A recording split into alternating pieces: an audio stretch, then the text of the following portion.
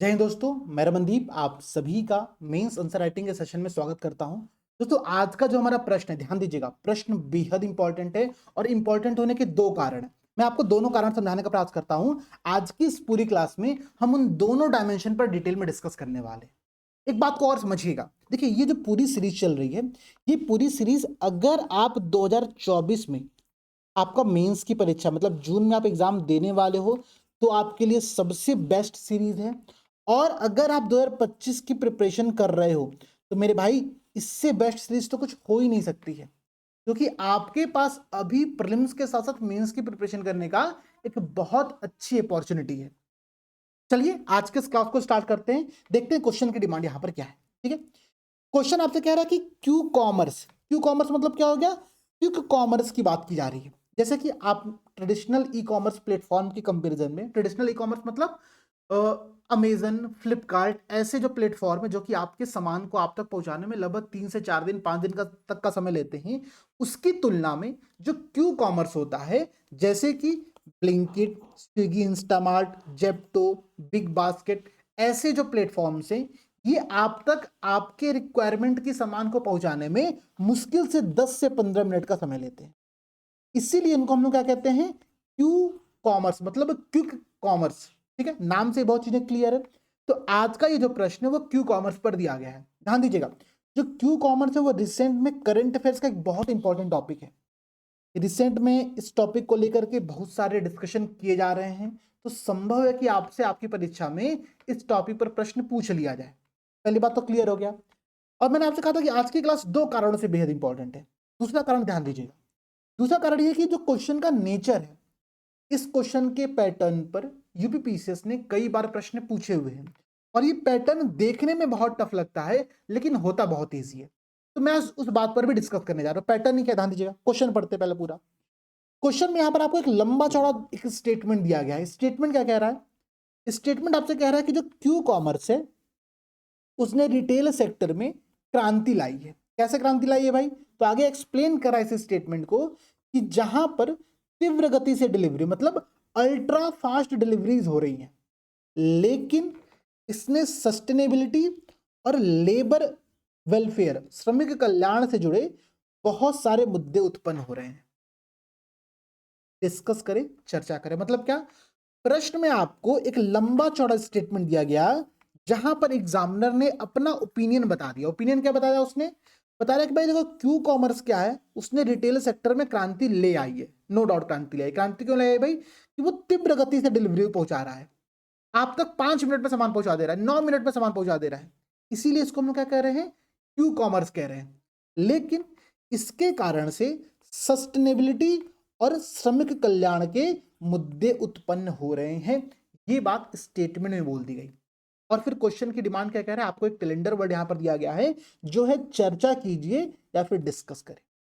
अब ध्यान देना, जब भी हम लोग ने एक जनरल पर्सपेक्टिव क्लियर करके रखा हुआ है कि जब भी आपसे प्रश्न में डिस्कस करने को कहा जाए या फिर चर्चा करने को कहा जाए तो हम लोग क्या करते हैं? जनरली उस स्टेटमेंट के संदर्भ में कुछ पॉजिटिव पॉइंट्स, उसके बाद उस संदर्भ में कुछ चुनौतियां या फिर कंसर्न जो व्याप्त हो, और लास्ट में हम लोग निष्कर्ष में क्या करते हैं? वे टू फॉरवर्ड या फिर कुछ सजेस्टिव मेजर्स, कुछ सुझावात्मक निष्कर्ष वहां पर देते हुए अपने आंसर को कंक्लूड करते हैं। तो आपको यहां भी वही काम करना, लेकिन किस प्रकार से? क्वेश्चन में तो कुछ स्पेसिफिक पूछा नहीं है, क्वेश्चन में किस स्टेटमेंट देकर के चर्चा करने को कह दिया गया। तो आइए समझते हैं मेन बॉडी की डिमांड यहां पर क्या है। पहले तो इस बात को समझिएगा, देखिए मेन बॉडी में आपसे दो चीजें पूछी जा रही है। पहला चीज क्या? भाई आप ये बताओ कि जो क्यू कॉमर्स है उसके लाभ क्या है। एक लाभ इसने बता दिया, क्या? कि अल्ट्रा फास्ट डिलीवरी को ये सुनिश्चित करता है। सेकंड कह रहा है कि इसके कारण से कुछ चुनौतियां उत्पन्न हो रही हैं, कुछ कंसर्न्स उत्पन्न हो रहे हैं। चुनौतियों में इसने दो प्रकार खुद ही बता दिया। क्या कहा? कि भाई पहला तो ये हो रहा है कि जो लेबर वेलफेयर है, ठीक है, जो श्रमिक कल्याण है, वो अपने में चुनौती को उत्पन्न कर रहा है। और दूसरा ये कह रहा है कि सस्टेनेबिलिटी, ध्यान दीजिएगा, बहुत इंपॉर्टेंट टॉपिक डिस्कस कर रहा है। कह रहा है कि सस्टेनेबिलिटी भी इसके कारण से प्रभावित हो रही है।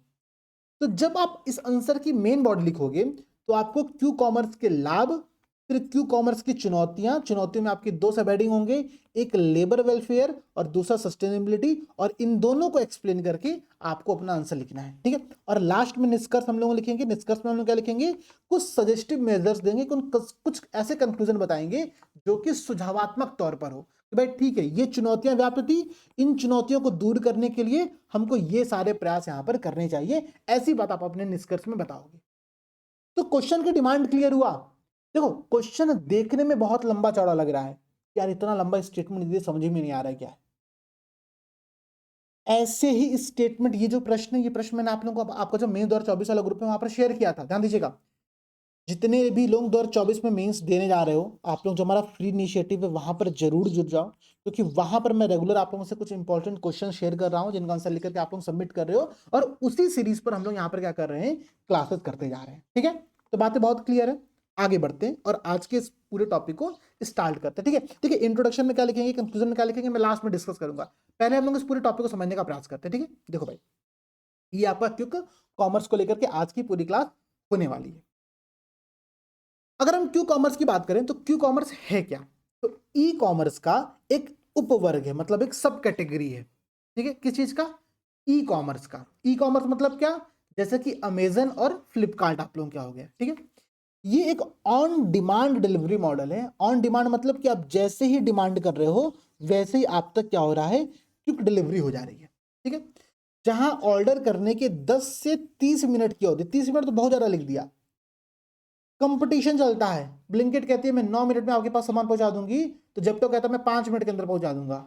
ऐसे कंपटीशन चलते हैं, और रियल में 6 से 7-8 मिनट के अंतर्गत आप तक आपका सामान पहुंचा दिया जाता है। ये एकदम श्योर, मैं नोएडा में रहा हूं, मैं देख रहा हूं वहां पर चीजों को, ठीक है। तो बात समझिएगा, जहां ऑर्डर करने के 10 से 30 मिनट की अवधि में वस्तुओं और सेवाओं की सुपुर्दगी की जाती है, पहुंचाया जाता है। अब यहां पर एग्जांपल दे रहे क्या, कि फ्लिपकार्ट, ओला, ब्लिंकिट, बिग बास्केट, स्विगी, इंस्टामार्ट, जेप्टो जैसी प्रमुख कंपनियों ने एआई ड्रिवन इन्वेंट्री मैनेजमेंट में निवेश करते, ध्यान दीजिएगा, बहुत इंपॉर्टेंट पॉइंट बता रहा है, एआई संचालित इन्वेंट्री प्रबंधन, ठीक है, एआई ड्रिवन इन्वेंट्री मॉडल में निवेश करते हुए क्यू कॉमर्स में महत्वपूर्ण विस्तार किया है। एआई ड्रिवन क्यों कहा जा रहा है भाई, क्योंकि सो दैट कि अगर आप कोई चीज डिमांड कर रहे हो तो डिमांड कहां पर है, वो किस गोदाम में पड़ा हुआ है, उस गोदाम से कैसे पहुंचेगा, किस व्यक्ति को कौन व्यक्ति लेकर के जाएगा, ये सब बहुत तेजी से प्रोसेस हो रहा है, ठीक है। तो एआई ड्रिवन इन्वेंट्री मैनेजमेंट के माध्यम से ये सारी कंपनियां क्यू कॉमर्स में अच्छा खासा काम कर रही हैं। इसके अंतर्गत क्या हो रहा है, देखो भाई, क्योंकि मिनटों के भीतर डिलीवरी की सुविधा प्रोवाइड कराई जा रही है, इसलिए जो अर्बन एरियाज है उन अर्बन एरियाज में खरीदारी की प्रवृत्तियों में महत्वपूर्ण परिवर्तन हो रहा है, इंस्टेंट बाइंग हो रही है। ध्यान दीजिएगा, अभी तक क्या था कि आप अमेजन फ्लिपकार्ट से जब खरीदने जाते थे चीजों को, तो आप अमेजन फ्लिपकार्ट के मानो आपने कार्ट में ऐड कर दिया, ठीक है, कार्ट में ऐड हो गया, फिर आप सोच रहे हैं कि ठीक है मंगाए ना मंगाए, मंगाए ना मंगाए, आप 4 घंटा 5 घंटा उस पर डिस्कस किए, चलो आपने मंगा लिया, मंगाने के बाद भी 4 से 5 दिन का समय लगेगा आप तक ऑर्डर को पहुंचने में, तो बीच में भी अगर आपका मन बदलता है तो आप चीजों को रिटर्न कर सकते हो। यहाँ पर क्या है, यहाँ पर चूंकि इतनी जल्दी सुविधा प्रोवाइड कराई जा रही है कि सारी जो अर्बन एरियाज में बाइंग की एक नेचर है, वो क्या हो गया कि इंस्टेंट बाइंग की जा रही है। अच्छा हमको दिख गया ये, अल्लाह मंगा लेते खरीद देना, ठीक है। तो खरीदारी की प्रवृत्तियों में बहुत तेजी से परिवर्तन आ रहा है। इसमें हो क्या रहा है कि छोटी से छोटी वस्तुएं, कि भाई धनिया भी मंगाना है तो हम ब्लिंकिट कर ले रहे हैं, हम क्या कर ले रहे हैं, जेप्टो कर ले रहे हैं, ठीक है। इसके अलावा उच्च मांग वाली वस्तुएं, कई बार टीवी, कई बार लैपटॉप, मोबाइल, ये सब भी इनके द्वारा बहुत तेजी से डिलीवर किए जा रहे हैं, ठीक है। तो लघु और उच्च मांग वाली वस्तुएं जैसे कि किराने का सामान, stationery, over the counter medicine, इन पर भी ध्यान केंद्रित किया जा रहा है। ये इस पूरे क्विक कॉमर्स की सर्विस का एक कॉन्सेप्ट बता रहा है। अब ध्यान दीजिएगा, क्या रहा है कि अगर हम एक सर्वे की बात करें तो पता नहीं कौन सर्वे है, नेल्सन आईक्यू, ठीक है, नेल्सन आईक्यू के अकॉर्डिंग 12% अर्बन कंज्यूमर वर्तमान में क्विक कॉमर्स पसंद करते हैं। ये आंकड़ा 2 वर्ष पूर्व केवल 5% का था, मतलब कि 2 वर्ष में 5% से लेकर के 12% तक इसके यूजर्स हो चुके हैं पूरे अर्बन एरियाज में, ठीक है। और क्या कह रहा है, कह रहा है कि अगर हम क्यू कॉमर्स मार्केट की बात करें इंडिया में, तो इसका मूल्य लगभग 3.34 बिलियन अमेरिकी डॉलर है, और अनुमान है कि वर्ष 2029 तक 76% वार्षिक वृद्धि के साथ, एनुअल ग्रोथ के साथ हम 9.95 बिलियन अमेरिकी डॉलर तक हो जाएंगे। अब कहोगे सर इसमें से आंकड़ा क्या याद करें? आंकड़ा आप ये याद करो जो मैं बता रहा हूं, क्या कि 2029 तक हम 10 बिलियन अमेरिकी डॉलर के क्विक कॉमर्स का मार्केट भारत के अंतर्गत हो जाएगा। ठीक है, 2029 तक 10 billion US dollar quick commerce का मार्केट इंडिया के अंतर्गत हो जाएगा। ये आंकड़ा कहता है कौन सा? नेल्सन आईक्यू सर्वेक्षण रिपोर्ट। ठीक है, ये बात याद रहेगी, क्लियर है? ध्यान देना, मैं फिर से बता रहा हूँ, ये सब लंबे चौड़े आंकड़े याद करने की आवश्यकता नहीं है। जितने आंकड़े यहाँ पर लिखे हुए आंकड़े याद मत करना, केवल इतना याद करोगे कि कॉमर्स से प्रश्न पूछता है तो बताना कि 2029 तक 10 बिलियन अमेरिकी डॉलर का मार्केट हो जाएगा। और क्या कह रहा है कि क्विक कॉमर्स का वर्तमान में बड़े फास्ट मूविंग कंज्यूमर गुड्स ब्रांडों की कुल ई कॉमर्स बिक्री में 35% का योगदान है। जितने भी टोटल ई कॉमर्स पे सेलिंग होती है उसमें से 35% का जो योगदान है वो किसका है? वो क्विक कॉमर्स का है। ये बात ध्यान रखना, मैं बहुत इंपॉर्टेंट पॉइंट डिस्कस कर रहा हूँ, कुछ ऐसे फैक्ट बता रहा हूँ जिनका प्रयोग आप लोग अपने आंसर में कर सकते हो। पहला फैक्ट क्या? पहला फैक्ट ये कि भाई भारत में वर्तमान में लगभग 12% अर्बन पॉपुलेशन, अर्बन कंज्यूमर जो है वो क्विक कॉमर्स को पसंद करते हैं। पहला बात। दूसरा बात ये कि 2029 तक इंडियन क्विक कॉमर्स मार्केट का जो साइज है वो लगभग 10 बिलियन यूएस डॉलर तक हो जाएगा। ठीक है, दो आंकड़े याद करिए, ये होता क्या है इस बात को समझिए। ठीक है, ये क्या है? ई कॉमर्स का एक उपवर्ग है जो कि ऑन डिमांड डिलीवरी या फिर फास्ट डिलीवरी, ठीक है, अल्ट्रा फास्ट डिलीवरी की सुविधा प्रदान करता है, जिसके अंतर्गत 10 से 30 मिनट के अंतर्गत आप तक आपकी डिलीवरी पहुंच जाती है। क्लियर हो? कुछ एग्जांपल देख लेना भाई, जैसे कि Blinkit, BigBasket, Swiggy, Instamart, Zepto, Amazon fresh, ऐसे एग्जांपल्स भी आप लोग पहले यहाँ पर याद करके रख सकते हो। इसमें खरीदारी के पैटर्न को कैसे चेंज किया समझिएगा। अब इम्पल्स बायर हो रहे हैं, इम्पल्स बाइंग कर रहे हैं, और दोज विद अर्जेंट नीड्स, जिनको बहुत जल्दी किसी चीज की रिक्वायरमेंट है। कैसे रिक्वायरमेंट है भाई? मानो समझो आप चाय बनाने जा रहे हो, आपके पास दूध नहीं है, आपने क्या किया, तुरंत जेप्टो से दूध मंगा लिया, 7 मिनट के अंतर्गत आपके पास दूध आ गया। इससे अच्छी सर्विस क्या हो सकती है? अच्छा, अर्जेंट नीड का मतलब केवल यही नहीं, अर्जेंट नीड का मतलब ये है कि आपको कोई मेडिसिन मंगानी है, ठीक है, आपके पास बहुत तत्काल जरूरत है, आपके पास कुछ नहीं है, आपने जेप्टो किया, आपने ब्लिंकिट किया, आपके पास 5 मिनट के अंतर्गत चीजें पहुंच गई। ये है अर्जेंट नीड।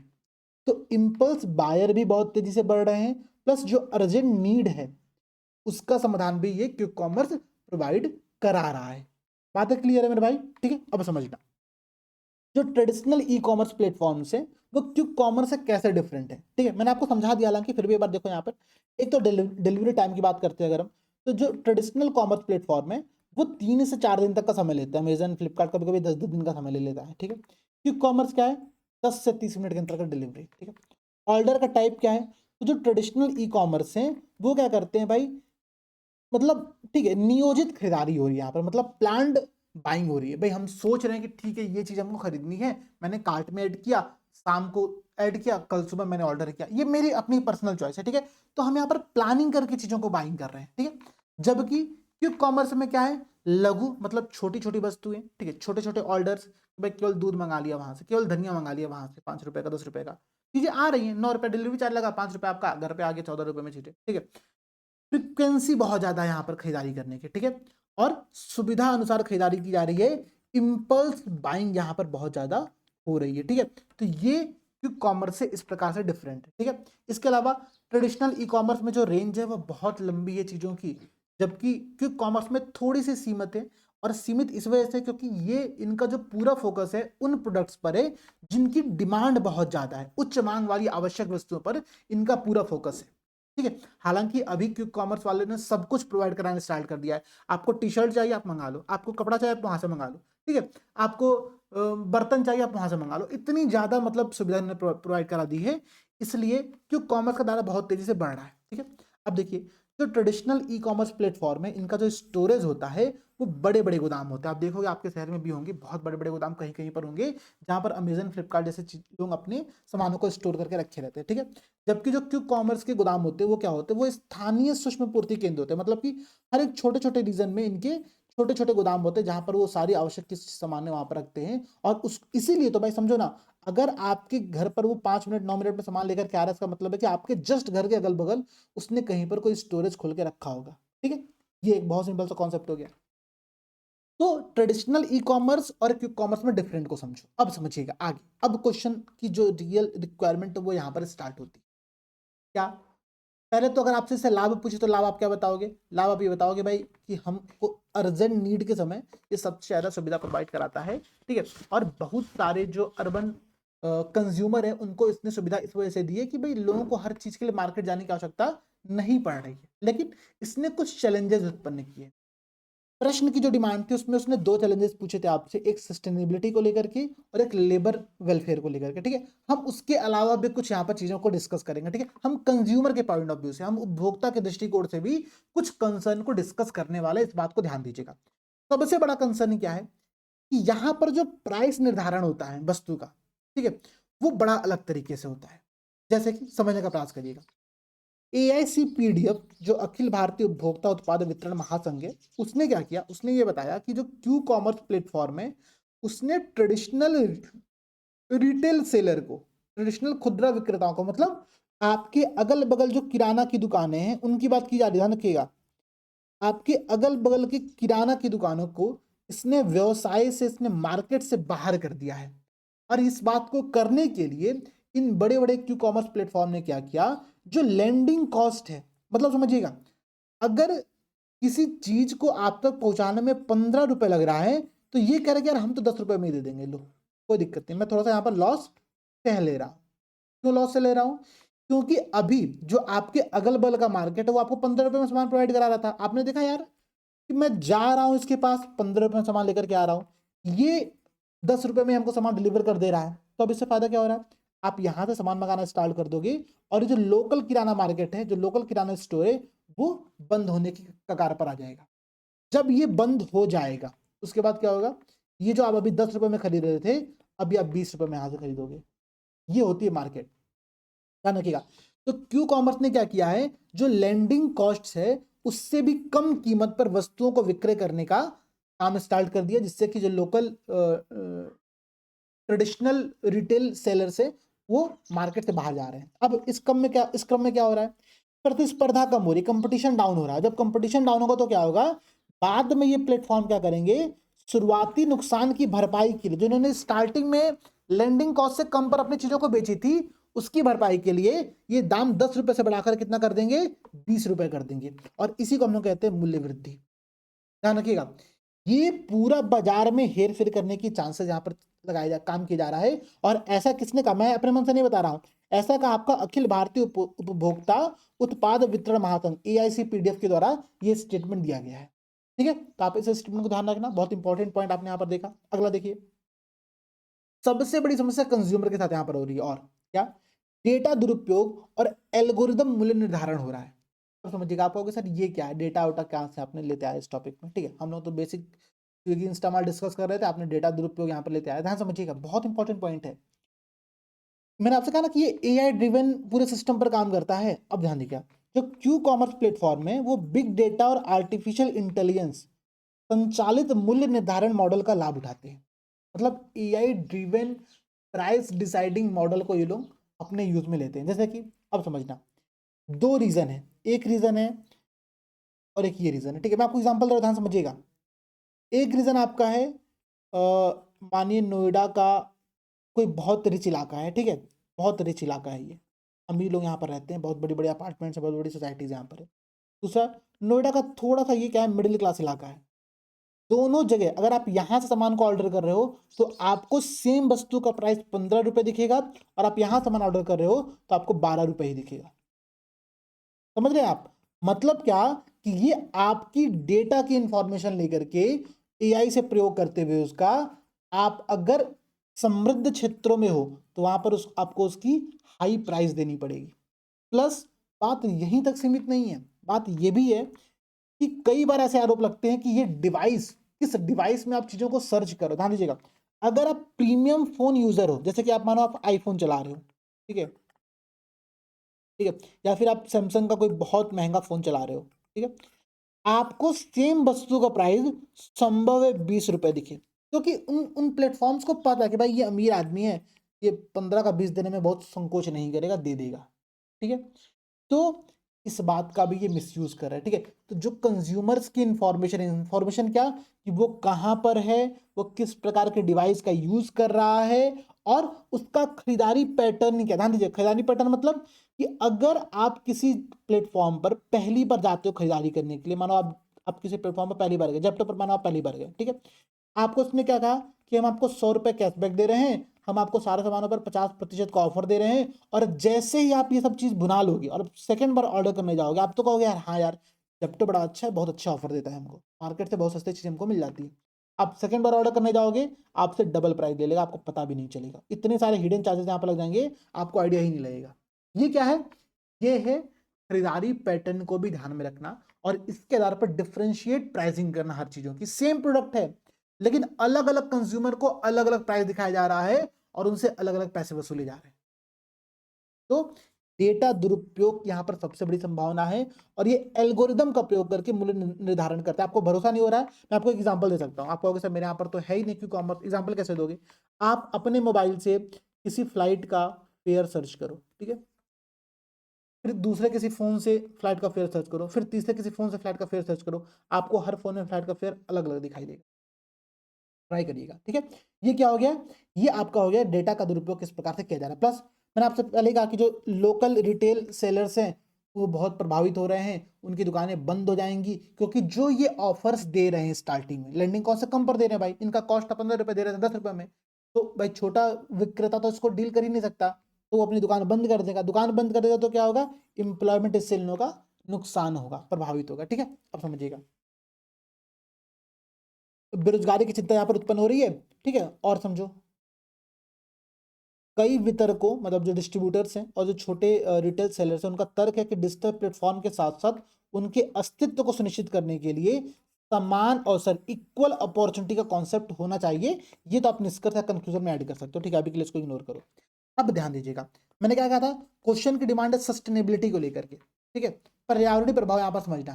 कह रहा है कि क्विक कॉमर्स के विकास से एकल उपयोग प्लास्टिक, अब सिंगल यूज जो प्लास्टिक वेस्ट है उसकी मात्रा में वृद्धि हुई है। ध्यान देना, मैं बहुत फिर से क्लियर कह रहा हूं, सिंगल यूज प्लास्टिक अपशिष्ट की मात्रा में वृद्धि हुई। आप कहोगे नहीं सर, अभी तो ब्लिंकिट और इंस्टामार्ट जैसे जो चीजें हैं उन्होंने कागज के थैली में चीजें डिलीवर करना स्टार्ट की है, बिल्कुल की है, लेकिन आप जाओ सामान लेने, आपको हर फूड क्या मिलेगा, आपको प्लास्टिक से रैप किया हुआ मिलेगा, ठीक है। आप कोई भी आप गोभी मंगा रहे हो, आप मूली मंगा रहे हो, आप धनिया मंगा रहे हो, आपको प्लास्टिक के पैक में हुआ आएगा। वहां पर कागज थोड़ी यूज किया जा रहा है, कागज तो केवल बाहर के लिए यूज किया जा रहा है ना, ठीक है। और अभी आगे भी पढ़ना, अभी आगे भी यहाँ पर कुछ बातें लिखी है, कह रहा है ना कि जोमेटो और स्विगी ने 100% प्लास्टिक न्यूट्रल डिलीवरी शुरू करके प्लास्टिक कचरे को कम करने की पहल की, ध्यान रखना, लेकिन वे इसे लागू करने में विफल रहे, ठीक है। और देखो, डिलीवरी बाइक से होने वाले प्रदूषण बढ़ता है। भाई जो भी डिलीवरी की जा रही है वो बाइक से की जा रही है, ठीक है, हर चीज के लिए हम लोग बाइक का प्रयोग कर रहे हैं यहाँ पर, तो इसके कारण से जो पॉल्यूशन है उसमें बहुत तेजी से वृद्धि हो रही है, ठीक है। तो दो पॉल्यूशन में वृद्धि हो रही है, पहला क्या, सिंगल यूज प्लास्टिक वेस्ट बढ़ रहा है, बाइक के कारण से, फ्यूल के कारण से जो प्रदूषण हो रहा है वो भी बढ़ रहा है। और कह रहा है कि ई कॉमर्स ट्रांसपोर्ट ने क्या किया है कि कार्बन डाइऑक्साइड के एमिशन में महत्वपूर्ण योगदान दिया है। भारत में प्रति पार्सल, पर पार्सल की बात कह रहा है, 285 ग्राम कार्बन डाइऑक्साइड का एमिशन हो रहा है, जो कुल डिलीवरी एमिशन का लगभग 51% है, 51% है, ध्यान रखिएगा। बहुत बड़ी बात कह रहा है कि कुल डिलीवरी एमिशन का 51% केवल ई कॉमर्स के ट्रांसपोर्ट में यूज हो जा रहा है, मतलब एमिशन हो जा रहा है कार्बन डाइऑक्साइड का, ठीक है। तो आपने इन्वायरमेंटल चैलेंज यहां पर देख लिया, आपने सस्टेनेबिलिटी को लेकर के चैलेंज देख लिया, ठीक है। और ध्यान देना भाई, शहरी केंद्रित विकास, अर्बन सेंट्रिक डेवलपमेंट हो रहा है। क्यू कॉमर्स जितने भी हैं वो टीयर 1 के शहरों में बहुत तेजी से बढ़ रहे हैं, टीयर 2 और टीयर 3 में काम नहीं कर रहे हैं, ठीक है। इसके बहुत सारे कारण है क्योंकि वहाँ पर डिजिटल पहुंच की कमी है, वहाँ पर ऐसी डिमांड बहुत ज़्यादा नहीं है, ठीक है। लॉजिस्टिक बाधाएं बहुत ज़्यादा हैं, जिसके कारण से रीजनल डिसबैलेंस, रीजनल डिस्पैरिटी की समस्याएं भी उत्पन्न हो रही हैं, ठीक है। केवल टीयर 1 डेवलप होता जा रहा है, टीयर 2 और डाउन होता जा रहा है, ठीक है। ये क्या है, शहरी केंद्रित विकास को लेकर के ये पूरा प्लेटफॉर्म काम करता है। इसके अलावा अब समझना, आपसे क्वेश्चन की सेकंड डिमांड क्या थी, लेबर वेलफेयर को लेकर के, श्रमिक कल्याण को लेकर के, उस पर भी फोकस करिए। कह रहा है कि डिलीवरी एजेंटों को कम वेतन का सामना करना पड़ता है, ठीक है। आपके पास जो स्विगी जोमेटो वाले आते हैं तो बहुत कम वेतन का सामना करना पड़ता है। अच्छा, कम वेतन के साथ साथ रिस्पेक्ट, ठीक है, जो मिलनी चाहिए वो नहीं मिलती है, ये भी बहुत बड़ी समस्या है। वाहन चलाते समय उनके पास सुरक्षात्मक उपकरण नहीं होते हैं। उन्हें उच्च डिलीवरी लक्ष्यों को पूरा करने का दबाव झेलना पड़ता है। उच्च डिलीवरी लक्ष्य मतलब भाई डिमांड बहुत ज्यादा है, आपको बहुत ज्यादा डिलीवरी करनी पड़ेगी और उसके लिए क्या करना पड़ेगा, आपको बहुत तेजी गाड़ी चलानी पड़ेगी। अभी एक कंसर्न हुआ था ना कहीं पर, तो पुणे में यहाँ पर कहाँ पर एक डिलीवरी एजेंट की जगह से मृत्यु हो गई थी, क्योंकि वो बहुत जल्दी 6 मिनट में सामान पहुंचाने का उसका टारगेट था और उसको लेकर के जा रहा था, वहीं पे रोड एक्सीडेंट हुआ और उसकी मृत्यु हो गई। ठीक है, तो ये क्या है, उच्च डिलीवरी टारगेट के कारण से, हाई डिलीवरी टारगेट के कारण से, स्पीड बहुत ज्यादा होने के कारण से, इनके पास सुरक्षात्मक उपकरण नहीं होते, इस कारण से तो बहुत सारे सोशल इनसिक्योरिटी का सामना करना पड़ता है, सामाजिक असुरक्षा का सामना करना पड़ता है। और एक समस्या है, अभी आपने एक वीडियो भी देखा होगा सोशल मीडिया पर, एक जोमेटो बॉय आया था, कौन था I am not sure, but किसी ने एक वीडियो शेयर किया था, बताया कि दिवाली पर 6 घंटे उसने काम किया। ध्यान रखना, दिवाली के दिन की बात बता रहा हूं मैं आप लोगों को, जिस दिन आप सब और हम लोग घर पर रहना पसंद करते हैं, उस दिन उस व्यक्ति ने, ऑब्वियसली कुछ मजबूरी है, फैमिली का प्रेशर, मतलब फैमिली का मैनेजमेंट करना होगा, आर्थिक स्थिति सही नहीं होगी, इस कारण से उसने दिवाली के दिन 6 घंटे काम किया और उसको कितना रुपए मिला, सिर्फ 300 रुपए। ठीक है, जिसने गिग इकोनॉमी में काम करने की स्थितियों, खासकर फेस्टिव सीजन के दौरान ऑनलाइन बहस को छेड़ दी। ठीक है, अब समझना, और बात यहीं तक सीमित नहीं है, बात ये भी देखो, बेंगलुरु ट्रैफिक पुलिस ने एक कार्रवाई में डिलीवरी राइडर्स को 30 लाख रुपए का जुर्माना वसूला। कब, केवल नवंबर 2024 में, एक महीने में 30 लाख रुपए का डिलीवरी एजेंट पर जुर्माना लगाया गया है, क्योंकि उन्होंने रूल को तोड़ा। रूल क्यों तोड़ा होगा भाई, ऑब्वियसली उनको बहुत अल्ट्रा फास्ट डिलीवरी करनी है। हम लोग को ये बात समझ में नहीं आता, हम लोग घर बैठे बैठे चीजों को ऑर्डर करते हैं और हम देखते हैं यार ठीक है यार 10 मिनट हो गए अभी तक आया नहीं, बताओ कितना बदमाश है, आता है तो फिर उसको उल्टा सीधा बोल देते हैं भाई तुम 10 मिनट से ज्यादा लेट कैसे कर दिए। ठीक, अब समझो कितनी समस्याओं का सामना उनको करना पड़ रहा है। ठीक है, तो ये क्या है, गिग वर्कर का शोषण भी यहाँ पर हो रहा है, इन्वायरमेंटल क्राइसिस भी हो रहे हैं, रीजनल डिस्पेरिटी भी उत्पन्न हो रही है, कंज्यूमर्स का भी नुकसान हो रहा है, जो लोकल रिटेल सेलर है उनका भी नुकसान हो रहा है, एम्प्लॉयमेंट भी प्रभावित हो रही है। ठीक है, और ये मार्केट में मोनोपोली क्रिएट करने के लिए बहुत कुछ नुकसान कर रहे हैं। ठीक है, तो ये सारे पॉइंट्स आपने यहाँ पर देखा, क्लियर हो, बात समझ में आ रही है। अच्छा, अब समझना सजेशन क्या दिया सकता है। तो सबसे पहला सजेशन तो आप यहाँ पर ये दो भाई, जो सीसीआई है वो क्या कर रहा है, कंपटीशन कॉर्पोरेशन ऑफ इंडिया, भारतीय प्रतिस्पर्धा आयोग, ये कर क्या रही है। तो सीसीआई को क्यू कॉमर्स में अनुचित मूल्य निर्धारण और एकाधिकार, मोनोपोली जो ट्रेडिशन है उसको विनियमित करना चाहिए, उसको रेगुलेट करना चाहिए, सबसे इंपॉर्टेंट टास्क है। प्लस इसके साथ साथ national Q commerce regulating authority की स्थापना की जानी चाहिए, ताकि जितने भी ये क्यू कॉमर्स वाले प्लेटफॉर्म है वो किस प्रकार से डाटा चोरी कर रहे हैं, किस प्रकार से कंपटीशन को प्रभावित कर रहे हैं और किस प्रकार से वैल्यू प्राइस डिसाइड कर रहे हैं, इन सब चीजों की जांच पड़ताल हो सके, इन सब चीजों को लगातार रेगुलेट किया सके। क्योंकि ये देखो ये ई कॉमर्स का एक ऐसा सेक्टर जो बहुत तेजी से उभर रहा है। ठीक है, हमने डिस्कस किया कि 2029 तक लगभग 10 बिलियन US डॉलर की इकोनॉमी हो जाएगी इसकी पूरी केवल। ठीक है, तो यहाँ पर आपको एक ऐसी अथॉरिटी चाहिए, एक ऐसा आपको एक प्राधिकरण चाहिए जो कि इनका रेगुलेशन सुनिश्चित कर पाए। ठीक है, तो राष्ट्रीय क्यू कॉमर्स नियामक प्राधिकरण की स्थापना की जानी चाहिए। क्लियर, और देखिए भाई, हमको इनको पारंपरिक जो ट्रेडिशनल रिटेल सेलर हैं उनके साथ सह अस्तित्व में रखना चाहिए। अब इसके लिए क्या करना होगा भाई, अच्छा ये तो ब्लिंकिट वाले, स्विगी, इंस्टामार्ट वाले, जेप्टो वाले, ये लोग कहीं से तो सामान उठाते होंगे ना, ये अपना गोदाम बनाने की बजाय जो लोकल रिटेल सेलर्स है, जो लोकल किराना स्टोर है, उनके साथ साझेदारी क्यों नहीं कर लेते हैं और वहीं से किराना संचालित डार्क स्टोर्स के माध्यम से एक हाइब्रिड मॉडल बनाया जाए, जहां पर जो ट्रेडिशनल किराना स्टोर्स है वो भी सुविधा में रहें और जो ये छोटे छोटे ई कॉमर्स प्लेटफॉर्म, बड़े बड़े ई कॉमर्स प्लेटफॉर्म बन रहे हैं वो भी यहाँ पर एक अस्तित्व के माध्यम से रह पाए। ठीक है, कोएग्जिस्टेंस दोनों का बना रहे। तो ये कुछ सजेशंस थे आपके, एक दो सजेशन यहाँ पर और देख लो कि भाई सामाजिक सुरक्षा संहिता, सोशल सिक्योरिटी एक्ट 2020 जो है, इसको बहुत अच्छे तरीके से लागू करना चाहिए, गिग वर्कर को यहाँ पर शामिल करना चाहिए, श्रमिकों को न्यूनतम वेतन, बीमा, दुर्घटना कवरेज, ऐसी चीजें यहाँ पर उपलब्ध करानी चाहिए। ठीक है, अत्यधिक गति और चालक की थकान को रोकने के लिए गैर आवश्यक सामानों की उचित डिलीवरी विंडो होनी चाहिए भाई। ठीक है, कि अगर आप कुछ ऐसा सामान मंगा रहे हो जिसकी बहुत ज़्यादा जल्दी रिक्वायरमेंट नहीं है, तो उसके डिलीवरी में 1 घंटे का समय भी हो, उसके डिलीवरी में 2 घंटे का भी समय हो, तो ठीक है, ऐसा चीज हम लोग को सुनिश्चित यहाँ पर करनी चाहिए। ठीक है, सस्टेनेबल लॉजिस्टिक मतलब कि प्लास्टिक वेस्ट को कम करने पर फोकस करना होगा हमको। रिसाइकलिंग और जो जैम बायोडिग्रेडेबल पैकेजिंग है उस पर काम करने की आवश्यकता है। ठीक है, एक तो बात आप यहाँ पर ये ध्यान रखना। प्लस इलेक्ट्रिक वाहनों का प्रयोग किया जाए डिलीवरी सुनिश्चित करने के लिए। इससे क्या होगा कि जो कार्बन डाइऑक्साइड का एमिशन हो रहा था उस एमिशन में कमी होगी। तो दो आपने सेशन देख लिया, एक तो प्लास्टिक अपशिष्ट को कम करना, रिसाइकलिंग और बायोडिग्रेडेबल पैकेजिंग का प्रयोग करना, इलेक्ट्रिक वाहनों का यूज करना। सोशल सिक्योरिटी पर आपने यहाँ पर देख लिया। आपने देख लिया कि जो भाई पारंपरिक रिटेल सेलर्स हैं उनके साथ कोई डिस्टेंस बना करके रखा जाए। सीसीआई को यहाँ पर कुछ इंटरफेयर करना पड़ेगा। नेशनल क्यू कॉमर्स नियामक प्राधिकरण की स्थापना की जानी चाहिए यहाँ पर हम लोग को। प्लस इसके साथ साथ जो डिजिटल व्यक्ति डेटा संरक्षण 2023 है उसको सुनिश्चित करना चाहिए कि जितने भी यूजर्स हैं उन यूजर्स की डाटा का दुरुपयोग ना किया जाए। भाई आप मेरी डाटा का दुरुपयोग करके मेरे से ज्यादा पैसा ले रहे हो। ठीक है, प्लस अब देखो ये कुछ सजेशन ऐसे होते हैं ना जो कि जब आप अपने आंसर में देते हो तो आपको नंबर मिलता है। क्यों नंबर मिलता है? क्योंकि आपने टेक्नोलॉजी का प्रयोग करके कुछ बातें बताई। आपने कहा कि यार ड्रोन बेस्ड डिलीवरी पर हम लोग काम क्यों नहीं करते हैं? अगर हम लोग ड्रोन बेस्ड डिलीवरी पर काम करेंगे तो उससे फायदा क्या होगा?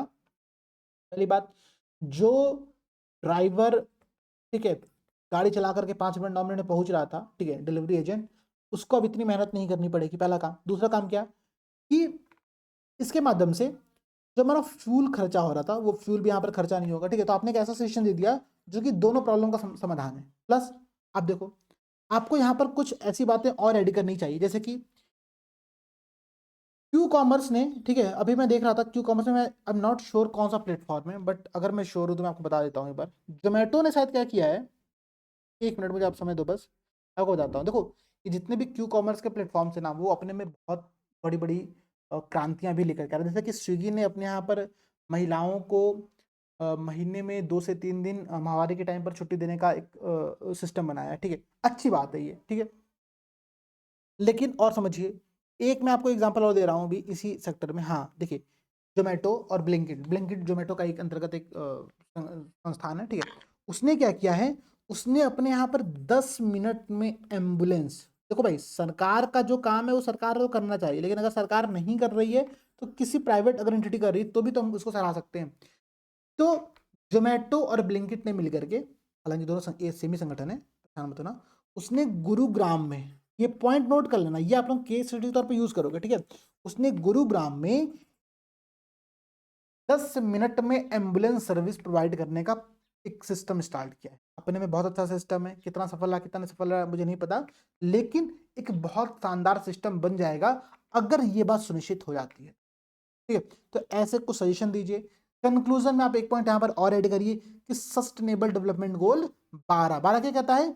इंश्योर सस्टेनेबल कंजम्पशन, सतत उपभोग और प्रोडक्शन। ठीक है, सतत उपभोग और उत्पादन पैटर्न को सुनिश्चित किया जाए, ये सस्टेनेबल डेवलपमेंट गोल में है। तो आप एक कमेंट कर देना कि इन सब बातों को सुनिश्चित करते हुए हमको एसडीजी 12 पर ध्यान देने की आवश्यकता, ताकि हम कंज्यूमर्स की जो डिमांड है उस डिमांड को भी सस्टेनेबल रख पाए, स्थित रख पाए, और उनके पूरे उपयोग पैटर्न को भी उसी प्रकार से इंश्योर कर पाए। ठीक है, तो ये सारी बातें आप अपने आंसर में शामिल करोगे। अब तक बात क्लियर हुई? ये जो क्वेश्चन हमने डिस्कस किया ऐसे ही रेगुलर आंसर राइटिंग हम लोग प्रयास बैच के अंतर्गत कर रहे हैं। 22 मार्च से एकदम नया बैच स्टार्ट हो रहा है। देखो मैं बहुत क्लियर कह रहा हूँ, आपका एग्जाम या तो 2024 में है या आपका एग्जाम 2025 में। भाई दो ही स्टूडेंट यहाँ पर क्लास देख रहा है। अगर आप 2024 की प्रिपरेशन कर रहे हो, आपका जून में एग्जाम है, इससे शानदार बैच कुछ हो नहीं सकता, क्योंकि हम 1 महीने में 50 टॉपिक तैयार कर रहे हैं। अभी आपके पास लगभग 3 महीने बचा हुआ है, तो आप 150 टॉपिक यहाँ पर तैयार कर लोगे, जो कि सिलेबस के टोटल टॉपिक से ज्यादा है। मतलब कि आपने सिलेबस को लगभग लगभग एक बार डेली बहुत छोटा सा समय देते हुए यूटिलाइज कर लिया। ठीक है, प्लस इसके साथ साथ अगर आप 2025 की प्रिपरेशन कर रहे हो और अभी से आंसर राइटिंग स्टार्ट करोगे रेगुलर हमारे साथ मिल करके, क्योंकि देखो खुद से आंसर राइटिंग कर पाना रेगुलर अपने में बहुत टफ चैलेंज है, होती नहीं है चीजें, मुझे पता है। यही क्वेश्चन मैं आप लोगों के साथ शेयर कर रहा हूँ, कोई नहीं लिखता है आंसर। ठीक है, मैंने मेन चैनल पर भी शेयर किया, मैंने जो लोग इस बार मेंस दे रहे उनके साथ भी शेयर किया।